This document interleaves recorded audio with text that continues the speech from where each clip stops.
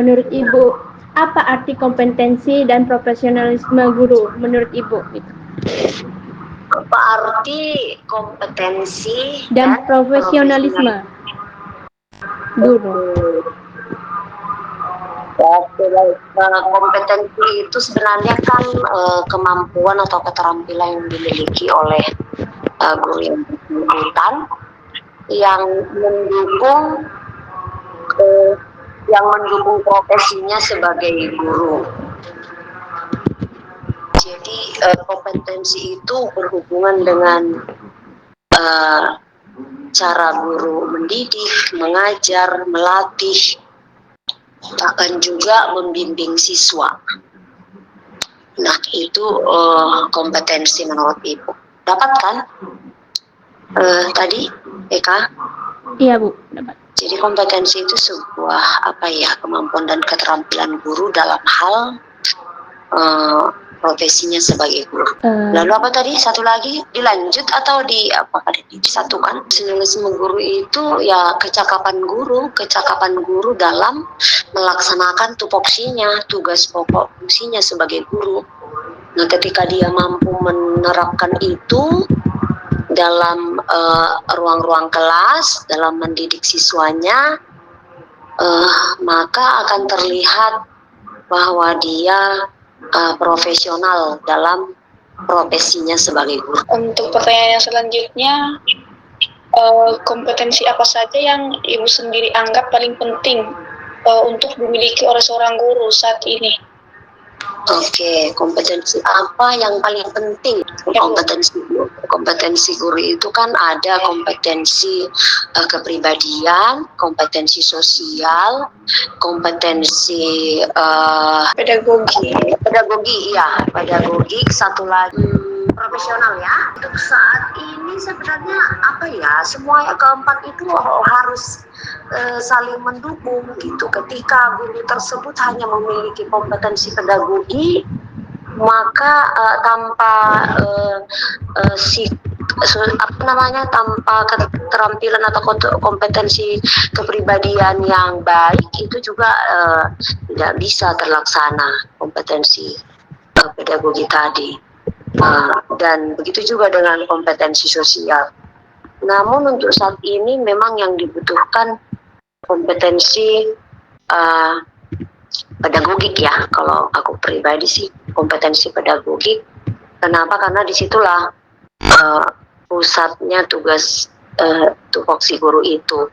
Tupoksi guru yang 5M itu merencanakan, melaksanakan, mengevaluasi, melatih, dan meningkatkan kompetensi diri melalui tugas tambahan atau PKB, pengembangan berkelanjutan. Bisa kita lanjut untuk pertanyaan yang ketiga? Ya. Gimana cara Ibu mengembangkan dan meningkatkan kompetensi profesional sebagai pendidik? Gimana cara Ibu mengembangkan dan meningkatkan kompetensi profesional sebagai pendidik? Oke, caranya bagaimana cara untuk meningkatkan tadi ya? Mengembangkan dan meningkatkan kompetensi. Oke, mengembangkan dan meningkatkan kompetensi. Yang pertama itu tentu mencintai pekerjaan kita dulu, mensyukuri pekerjaan yang sudah dipercayakan. Artinya spiritual juga tetap harus kuat, kan gitu kan? Nah, kalau kita udah bersyukur, maka dan mencintai pekerjaan kita itu otomatis kita selalu mau kasih yang terbaik untuk tugas-tugas kita, ataupun dalam hal mengajar ini tadi berusaha selalu memberikan yang terbaik untuk siswa. Nah, bagaimana kita selalu mengupgrade diri? Ya tentunya dengan belajar. Lalu harus ada motivasi internal, jangan gara-gara ada pelatihan dulu atau karena ada SPT dari kepala sekolah, dari dinas pendidikan baru kita mau belajar, mau mengikuti kegiatan-kegiatan gitu. Harus ada motivasi internal, harus ada motivasi dari diri yang kuat, kemauan yang tinggi untuk terus mengupgrade diri. Artinya gini, kalau kita hanya puas diri dengan kemampuan kita yang ada sekarang, berarti kita seperti kata dalam tempurung, kita nggak mau melihat dunia luar, kita merasa akulah paling hebat, metodeku yang sudah paling bagus. Tapi kalau kita selalu mengupgrade diri, lihat referensi di YouTube sekarang ini, di handphone ini sudah semuanya ada. Lalu mau belajar, menggunakan setiap kesempatan. Ada program guru penggerak, ibu ikuti. Ada program sekolah penggerak, nah, ibu ikuti. Walaupun sekolah penggerak kemarin belum sempat buka lowongan untuk ibu semenjak kepala sekolah.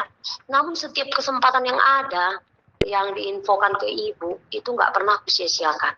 Jadi setiap kesempatan untuk mengupgrade diri, mengembangkan diri itu diikuti gitulah.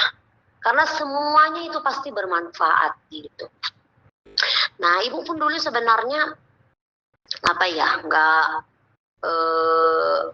artinya gini, kenapa ibu harus ngambil pendidikan lagi ke jenjang yang lebih tinggi, padahal kan ibu hanya guru SD. Tetapi karena ibu selalu merasa masih kurang dalam hal memberikan pelayanan yang terbaik kepada siswa, maka ibu terus menambah ilmu pengetahuan. Nah itu dia, jadi harus ada motivasi internal dulu, lalu mau belajar, terus belajar, itu nggak berhenti-berhenti, apalagi seorang guru. Kalau tidak mau guru itu belajar, sebenarnya nggak layak mengajar. Nah, jadi itu intinya sebenarnya. Pertama dulu didasari dengan hal bersyukur. Oh iya, dulu aku mencari pekerjaan begitu susah. Setelah dikasih, maka maksimal lah. Nah, jadi rasa syukur itu kalau boleh jangan berkurang. Gitu. Sewaktu mendapatkan PNS itu atau P3K itu. Jadi dengan cara itu kita akan selalu mengembangkan diri, selalu semangat, selalu mau selalu mau refleksi. Nah itu paling utama juga, refleksi diri. Jangan selalu, itu tadi bahasa sederhananya, tidak selalu puas dengan apa yang sudah diterapkan di kelas. Kira-kira metode atau pendekatan pembelajaran apa yang selama ini sudah Ibu terapkan agar siswa di kelas itu lebih aktif dan kreatif, Bu? Oke, terkait metode, Ibu sebenarnya udah kepala sekolah 2,5 tahun ya. Namun sebelum itu, Ibu mengajar di SD mulai dari kelas 1. Dulu pernah mengajar bahasa Inggris kelas 1 sampai kelas 6, lalu di kelas 5 dan di kelas 6. Di kelas tinggi ya, lebih lama di kelas tinggi sih. Ya, kalau metode dibilang ya banyak ya sebenarnya metode-metode selain metode ceramah, metode berdiskusi, berkelompok gitu kan. Tetapi yang paling utama sih melibatkan siswa dalam pembelajaran. Itu sih metode apa namanya itu ya? Metode pembelajaran aktif lah itu ya kalau menurut Ibu. Nah, sebenarnya banyak kan pendekatan-pendekatan yang sekarang ini mungkin luas pemahamannya dan teoritis. Kalau menurutku ada PJBL, discovery learning, inquiry dan yang lain-lain itu. Tapi kalau aku pribadi yang paling tepat itu kalau di jenjang SD nggak usah muluk-muluk lah ya dengan teori-teori itu. Tetapi yang paling aku sering gunakan itu pembelajaran aktif. Nah, pembelajaran aktif ini bagaimana? Apa yang dilakukan guru? Nah, dari setiap hasil refleksi ibu selalu berusaha ke dunia anak-anak itu.